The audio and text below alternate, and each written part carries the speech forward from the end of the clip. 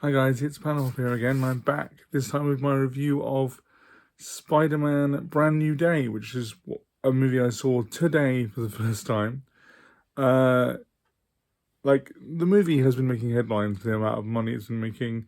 932 million in the first weekend globally is I think the number I saw. The likelihood is, if you're watching this video, you've seen it, so you know it's good, and I'm not here to tell you any different. I really enjoyed it. Obviously, these Tom Holland era Spider-Man movies, he's the first Spider-Man actor to do more than 3 movies. You know, if you include these 4 that he's been in solo and his Avengers appearances, he's been Spider-Man more than anyone else now over the last 10 years. To say that this feels like the culmination of all those is something a lot of people will say.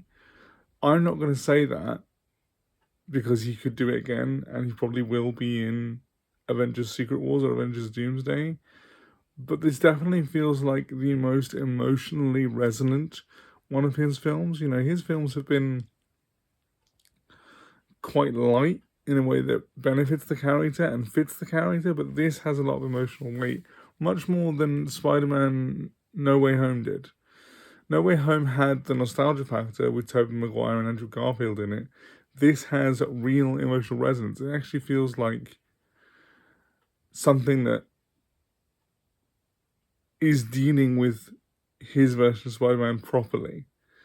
And I really enjoyed that. I enjoyed Tom Holland's performance as Spider-Man. And it's the first time, to me, it's the first time it feels the less artificial, you know? Because it is connected to the wider MCU. It has tons of connections, including new ones that I'm not going to spoil until after I've said this. But this feels like Tom Holland finally growing into the role. Now, as for those MCU connections, obviously Florence Pugh as Black Widow number 2 is here in her role as Yelena, as Black Widow 2, and as a member of the New Avengers. That's, coming off of Thunderbolts, another movie that I loved. You can check my review out for that movie on this channel as well. And that's also linking her forward to Avengers Doomsday. And of course, the big one that you haven't seen in the trailers, that's been a secret, spoilers from this point onwards, is that Sadie Sink off of Stranger Things is playing Jean Grey, or at least a version of Jean Grey. And she's really good at it. You know, if you were going to introduce the X-Men into the MCU, sidestepping the stuff that's coming in Avengers Doomsday, I know I keep saying that, with the return of the kind of Fox era X-Men in Doomsday and in Deadpool and Wolverine, this is the way to do it. You know, she has great presence as the kind of early version of Jean Grey, that if you read a lot of X-Men comics, as I have, and if you read a lot of Marvel comics, as I have, something you hear about her time in foster care, but you don't see very often, because you often see Jean as an adult, or as a young woman who's living in the expansion with Scott and Bobby in the first 5 X-Men and has it all together. This is more of the kind of rebellious pre-X-Men Jean Grey, and she's really good at it.